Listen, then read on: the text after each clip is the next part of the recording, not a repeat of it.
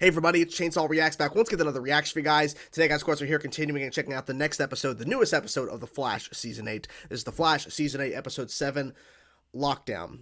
Not gonna lie to you guys, I'm not honestly too excited for this episode because I did see the promo and I was gonna put out the video because I did react to it, but I decided not to because we've known for a while, if you've been keeping up with what's been going on in terms of The Flash and promos and everything, Goldface, aka Daddy Likes the Metal, is back in this episode, and I am not looking forward to it, not one bit. I feel like the character, when he was first introduced, before Daddy Likes the Metal became a thing, before that, when he's first introduced, I felt like he was a really bizarre and random villain. I think he was in the comics, but I just feel like in terms of what they're trying to do with the show, I just didn't really connect with the character, and especially the whole thing of Daddy Likes the Metal has just completely ruined that character. So no matter what they try to do with the character at this point, it doesn't matter if they try to make him a badass in this episode or what they try to do with the character moving forward. He's Daddy Likes the Metal. That's who he is, and it will never change. So I'm going to basically view this episode as me just joking and making fun of it. It is nothing against the actor who plays Goldface or whatever his name is, but it's just because I'm not taking this too seriously. Unless there's like some big reveal or something that's going to change the fundamental, aspect of the episode in terms of like some big reveal or something, then that'll be different. But the way they promote it and we know he's in the episode, I'm just going to sit back and just have fun with it. So let's get into now, guys. Let's check this out. And even the ghost said this should be called Daddy Likes the Metal Part 2 or something along the lines of that, because that's what everyone's going to be talking about, is the fact that, oh, Daddy Likes the Metal, he's back. So yeah, let's get into now, guys. Episode, I believe it's 7. Let me double check. Yeah, episode 7, Lockdown. Let's go. Oh my god, really?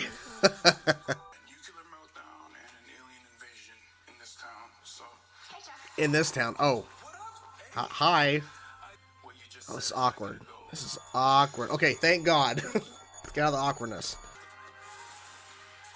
Yeah, you ain't gonna do nothing. Wait, was this guy in the last episode in the... Yeah, I guess the same dude. Staff meeting's canceled, Alan, for the record. Oh. Well, he was busy being the Flash, you know. Maybe I could do a better job communicating when I'm dropping off criminals. Yeah, you could, yeah. Maybe you should consider letting her in. Oh boy. Oh, please don't. No, do not tell her. We all have on our phones. Oh my gosh. Streaming in your room? What the hell's going on? Why is this happening? Are you live streaming? Yes, and you want to be careful what you say. Who's the girl? They're always awkward. Okay, guys, either get together or don't. Okay? Yeah, but they're thinking now of all the logistics of it all, so... Uh-oh. Uh-oh. Oh, God. Here he is. Daddy Likes the Metal.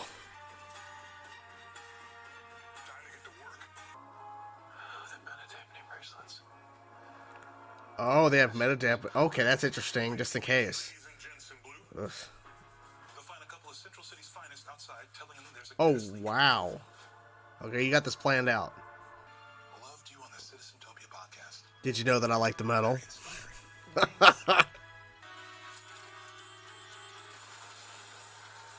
Okay, so they caused you to explode. So, Suicide Squad.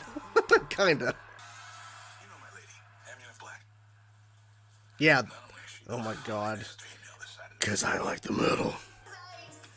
Oh my god. Oh god. Oh boy. Oh boy.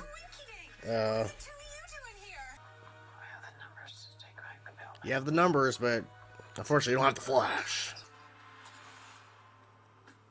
And it's gone. Oh, the meta bullets. Oh, okay. This makes sense. Oh my god. It doesn't matter. He's gonna find them. Oh god. I told you, Daddy Likes the Metal. You knew that, right? What the fuck? Oh god. It's nice to know this information. I love it. Yes. Please. Why are we going through this right now? Just references, okay. Smart. Smart. Barry should have said that with him. Why didn't he? I don't understand. Captain, look. It's not on. Deactivated. Huh. How's that possible? And now you can mimic Goldface's powers and take him down. He'll never see Oh. you coming. Oh, come on. Why not? This is the chance we've been waiting for. Both of us care about Frost. Yeah, and that's Yeah. why you abandoned her. Oh. Frost and I are all in. Yeah. Back. Apparently. Hiding pieces of ourselves. Marcus is a really good guy. Don't fuck it up. So maybe stop thinking about what it is you have to lose. Your powers are our only hope of stopping Goldface. I told you I can't. Why can't you do I it? can't control them. Oh. You can work on controlling your powers. Yeah. Try. Train with the Flash. Me. I can't figure it out, and I am madness maddened. Come on, Oh, God. I was like, what's happening? You are one of the bravest people I've ever met. Oh, God. It's by Felicia for Officer Corber here. It's by Felicia. God. Fight over the gold. Because, well, you know. match my outfit. Seriously leveled up. Oh, God. The leveling up again. Stop bringing that up. Seriously, move on. Oh, gosh. There you go. Time to bring the pain. And there you go, Flash. And, yep. I never could have stood up to Goldface that way. So you're not going to tell her that you're the Flash? I really thought he was going to tell her. I envy how honest and Okay, so it's all about Ronnie. It's all about Ronnie, of course, as I figured. that's not Has some paperweights.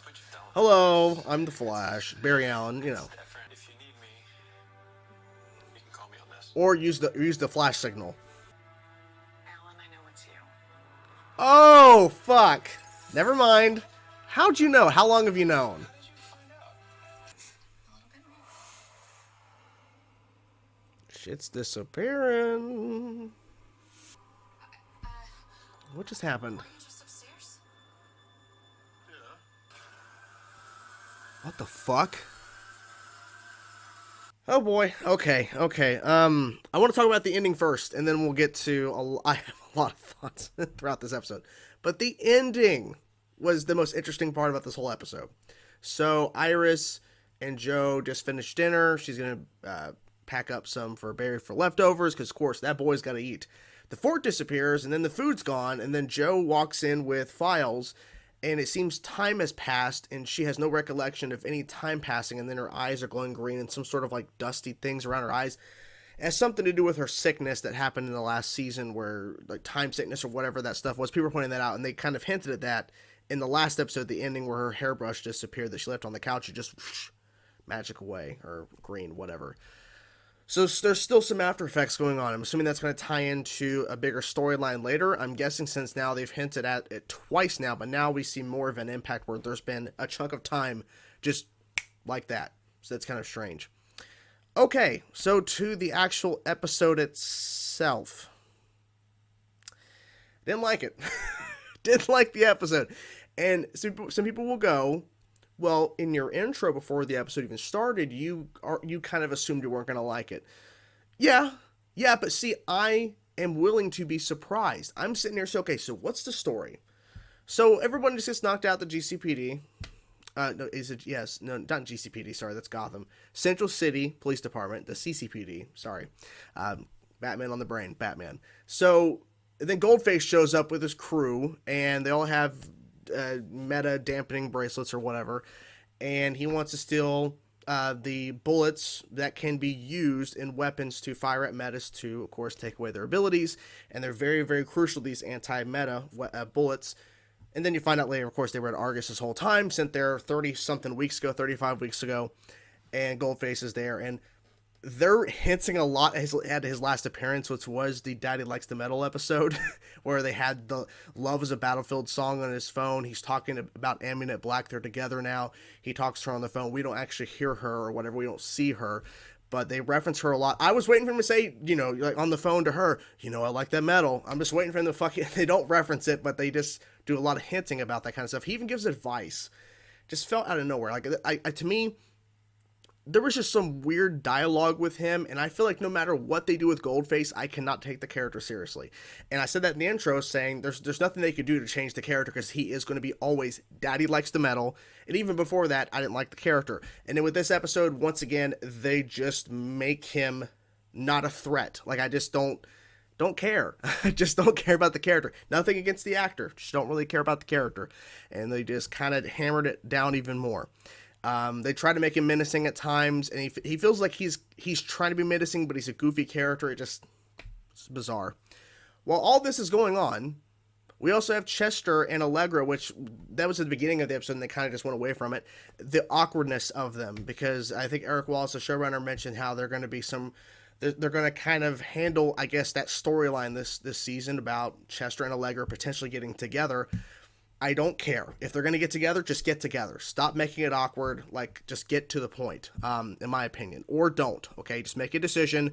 There was more than one awkward conversation between them, like, oh, you're dating material. And then it's like, the date would be kind of cool. Stop. I'm tired of it. Just don't care. I just don't care. So, after that, then while all the Goldface stuff is going on, which I'm like, we also have Caitlin going on a date with her man, I forget his name, Ficus, or they call him Dr. Ficus. I have no idea. This guy. And they had booked at some crazy expensive restaurant. She booked it for the following year or whatever in terms of the month. And so they went to the bar, of course, and of course who's there is Frost and Chilblain. They do a double date, and then everything goes to shit because Caitlin's being an asshole and making some very valid points about Chilblain, how he betrayed Frost and all that kind of stuff, and it ruins the whole double date, which wasn't planned to be a double date to begin with. And then Chilblain gives advice to Caitlin about what she should be doing, and then she, of course, makes up with Frost, and they figured, okay, they're going to make up, and of course they do. And the reason why she's being an ass to Frost and Chilblain about their relationship is the fact that she's not ready to commit with her relationship, and she hates the fact that, Frost is just fully committed to Chilblain, and they're together, and they're happy, because the last time she fully committed, she lost everything, which is a valid point. But at some point, it's time to move on. I get it.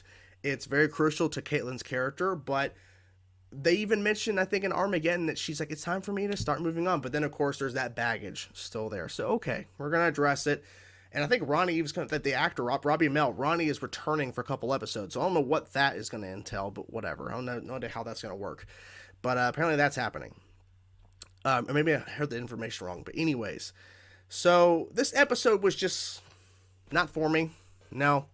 I was surprised, but also they gave a logical explanation, because Kramer's like, Barry Allen, I know it's you, because he shows up because they make the point in the episode that the Flash just shows up and brings criminals and they don't know what their crimes are. And I'm like, this has never been brought up before. It's because Joe has always been a part of the police department, so he's able to talk to Barry to find out what did this person do when you brought them in, and they're able to file the charges and get them arrested, in terms of properly arrested, and they go to jail.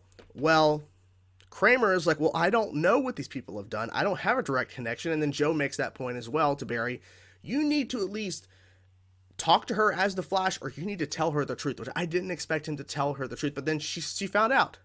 Because the bomb went off, he took it off, and they, of course, mentioned twice in this episode, he's leveled up.